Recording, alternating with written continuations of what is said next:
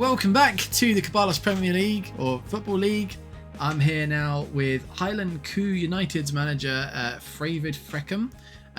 We are having a look at his team. He has finished mid-table in all of his seasons so far, staying comfortably in the Kobalos Premier Division. One or two little scrapes with the relegation spots, but nothing that he couldn't manage and get through. Frey, what are you going to do differently this season to get you up to the top? I'm fucked. I'm really fucked. The previous guy, Darth Raider, he's fired. Really thought that we could get at least like fifth, maybe fourth place last time. That would be nice. But like, You did finish fourth last time. Oh, that's just management's fault. Then he probably shouldn't have been fired. But I'm happy to be here. Well, so you've worked your way into the Conference League spots as well. Your first match is against a team whose name I'm not even going to try and pronounce. Are you looking forward to the European competition, or is your focus going to be more on the league? I mean, in all honesty, I'll have more chance bringing in like silverware in Europe because I'm going against the likes of AFC Wimbledon, or maybe the odd Leicester City, or maybe a cheeky little Chelsea.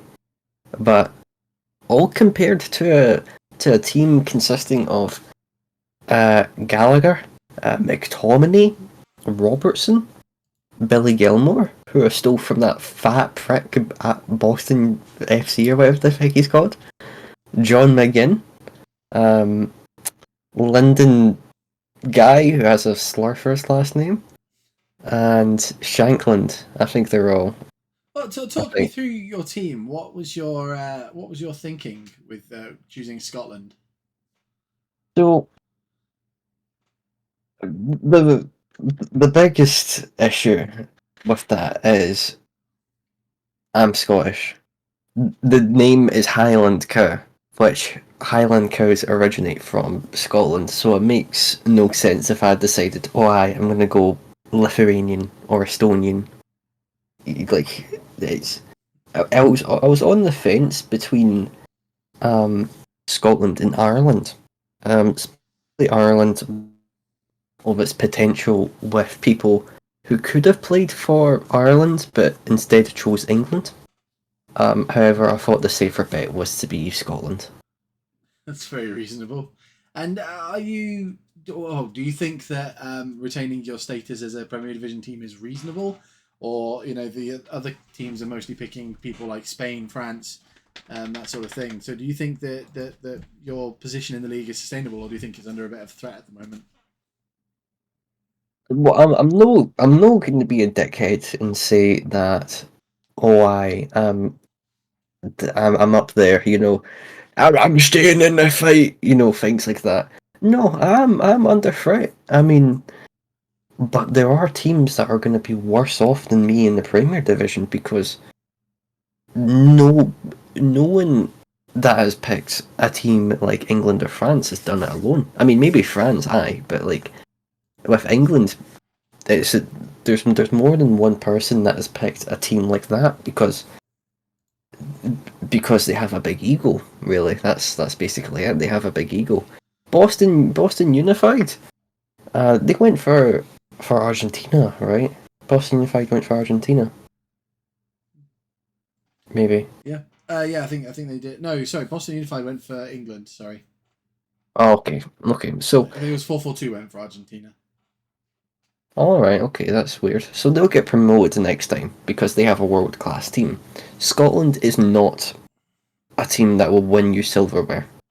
That is something that I have to be painfully aware of. So you're here more to make a statement than to actually win things. Yeah, I'm here to basically say that you can succeed while having a soul. A lot of these teams have given up their identity for success. I feel that identity is paramount in having a good team. Like AFC Wimbledon and Milton Keynes Dons. Milton Keynes Dons is the most hated team in England football. because it gave up its identity for success. Well, speaking of giving up identity, we've just had the news that Frölunda Indians are rebranding themselves as South Sea City, which is going to mean that we have a South Sea derby now in the league. Do you think that's a positive move, or do you think they are, as you said, giving away some of their identity? What type of what type of Indians are they? Do you mean like Indians as in like Indians from India, or like the old word They're Native Native Americans. Native Americans? Okay, I think the name change is probably for the best. I can't lie. I think Indians is a dated word for Native Americans. Um, That's but a whole going other debate. We'll do an entire podcast on that debate at some point, I'm sure. sure, yeah, But get Roy Keane on it. on the football side of things, do you think is that a positive move having a South Sea derby, or do you think you'd have preferred them to go and explore a different area of the world? I think definitely different area. I feel like South Sea victory is established. I mean, it looks like the Judgment Day from WWE, but it's has its own identity, and trying to slip into that just makes you lesser. It instantly makes it an uphill battle to meet the expectations of South Sea victory, especially if you're already on a league lower. So I think strategically, it's a very bad move. I don't see much reason for going to South Sea. Like maybe like a neighbouring town or something like that, and like say, hey, you over there, fuck you. Maybe like that. But if you're going to switch up your entire identity to play imposter, then I just don't see how that's beneficial. Fair enough. And finally, then for this season, why should people support Highland Cow?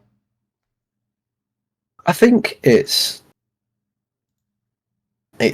obvious in the sense that if you look at Highland Cow as a whole, it has a soul. Now, a lot of clubs here do have soul. They do have uh, positives to them, but none of them do them like Highland Cow. Specifically with winners. Have how much have you heard of the winners that much? When people are talking about passion with their team, some people pick the best that they can do. People give up who they are for success. They give up what they are for success, and that alienates their fans. But me, I'm a Sigma. All right, okay. And on that bombshell, thank you very much for joining me, Frey, and good luck for the season. Yeah.